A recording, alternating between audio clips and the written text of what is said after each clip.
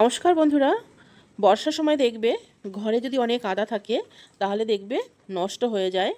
তো আদা কিভাবে ভালো রাখা যায়, ফ্রিজে অনেক দিন রেখে কিভাবে খাওয়া যায় তারই একটি চেষ্টা। তো আমার কাছেও অনেকটাই আদা ছিল ঘরে, সেটা দেখো কেমন খারাপ হয়ে যাচ্ছে। আমি এই আদাটাকে ভালো করে ফ্রিজে যত্ন করে রাখবো এবং দীর্ঘদিন খেতে পারবো, সেই জন্যই আজকের এই পদ্ধতি।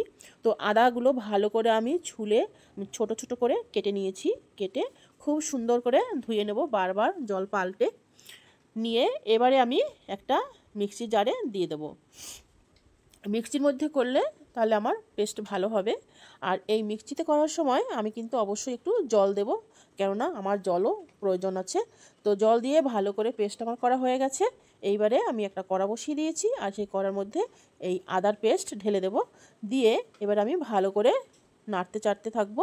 নাড়তে নাড়তে বেশ ফুটে উঠবে, তখন আমি দিয়ে দেব পরিমাণ মতো একটু নুন। এই নুনটা দিলে কি হবে, আদাটা আরও বেশি ভালো থাকবে। তো বেশ মানে শুকিয়ে আসবে, যখন জলটা টেনে আসবে তখনই কিন্তু বুঝতে পারবে যে আদাটা সম্পূর্ণ সিদ্ধ হয়ে গেছে, এটা নষ্ট হওয়ার কোনো চান্স নেই। তো আমার ফাইনালি কিন্তু আদাটা একদম হয়ে গেছে। একে আবার ঠান্ডা করতে দেব। ঠান্ডা হয়ে গেলেই একটা কন্টেনারের মধ্যে আমি ঢেলে নেব, আর ঢাকনা দিয়ে আমি ফ্রিজে রেখে দেবো।